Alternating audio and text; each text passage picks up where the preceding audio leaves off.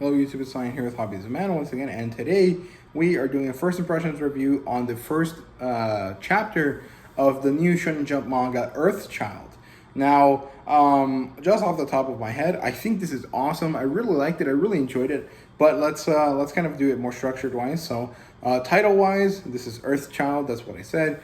And the author here is Hideo Shinkai, who actually happened to work for Hirohiko Araki as an assistant. I don't know when, I don't know why, but he did, and now he has managed to have a new manga published. He does have a kind of rough track record. He has 4 series, including Earthchild, and 3 of them were axed pretty quickly. So I'm curious to see how that's going to go. I'm happy that this guy got a new chance, and I really like this first chapter, so I'm really excited to see where it goes for sure. Now, I don't know how to describe this manga. I'm not exactly sure that it's a superhero manga, but it definitely carries that vibe for quite a bit of the story. It also kind of reminds me a bit of kind of, what's it called, Men in Black to a small extent. It has kind of elements of like the Krypton part of Superman's origin story, which I think is also pretty interesting. And it's very, very cool. So overall, I really enjoyed it. Now, the premise here is basically that there's this guy called Reisuke Sawada who happens to be about to be run over by a truck. And this woman appears in front of him, or well, this teenage girl appears in front of him and uses her mind, she's like a Esper, to move the truck out of the way so that he won't get killed. Really cool stuff. I really liked it. I think she was just doing that out of like a sense of duty, and she was in the area because later we find out that she actually worked for the government in some way, and we get to see her interacting with situations in a way that is pretty like government agent like later on. But she is initially introduced as some kind of just person that shows up and helps him out. And what happens is that she tries to wipe his memory. She takes a photo of him and she clicks a button on her phone, which is kind of like the Men in Black kind of similarity here. And she tries to erase his mind. And eventually, he wakes up later on in time. It's an like unknown amount of time, and he notices that he doesn't remember stuff. And then he somehow sees her on the street a different day, and suddenly all of the memories come back to him.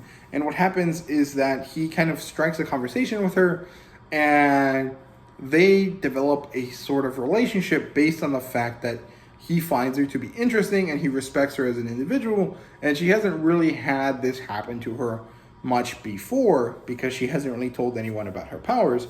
Eventually, we get this kind of like montage where she's thinking things, and we get to see like the passage of time from the second time that they meet all the way to the situation that occurs where she happens to be in the hospital, and she happens to be in like injured and stuff like that. And then they kind of develop this relationship, and then eventually he asks her to marry him, and they have a family. Now, I'm painting the whole chapter in broad strokes, so there really isn't like huge spoilers here, but of course I'm telling you the general plot points. And so what happens then is that there's this situation where the earth is in danger, and she's the only one that can stop it, and like from getting blown up basically, and she has to leave her family behind. And that's kind of like the Superman aspect to me. I don't know why, it just kind of felt very like Jor-El sending his kid off while he stays behind and tries to fight Zod. Did he fight Zod in the Man of Steel movie? I'm pretty sure he fights off Zod. I can't remember exactly how it happens, but it kind of gave me that vibe. So that's kind of how I kind of felt about it. And overall, it was really good. I really enjoyed it. I thought it was really well done.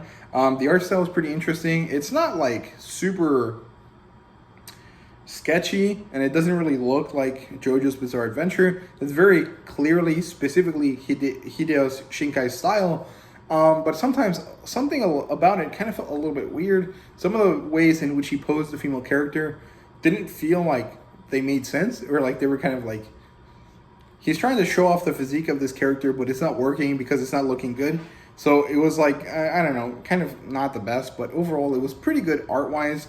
And the story was really interesting. Like I said, there's this kind of lore element of the story where, you know, the Esper people that happen to be on Earth are called Earth children.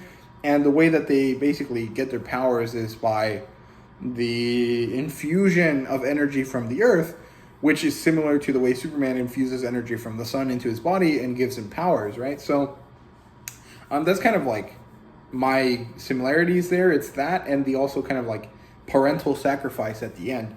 And so we're going to follow the story of the child that she had with Reisuke Sawada. And the female character's name is Kareri Hoshifuri. So just, I don't think I mentioned it before, but there you go.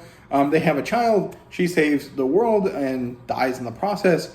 And now we're going to follow, I think, the story of the child, but I think more broadly, it's going to be the story of Reisuke trying to raise this child, at least from how the chapter ended. But that might be kind of boring. So maybe we're just going to jump straight into the child's being a teenager and kind of being part of this like secret Esper organization that works for the Japanese government. I'm not sure. Overall, I'm really excited about it. I think it's going to be really cool.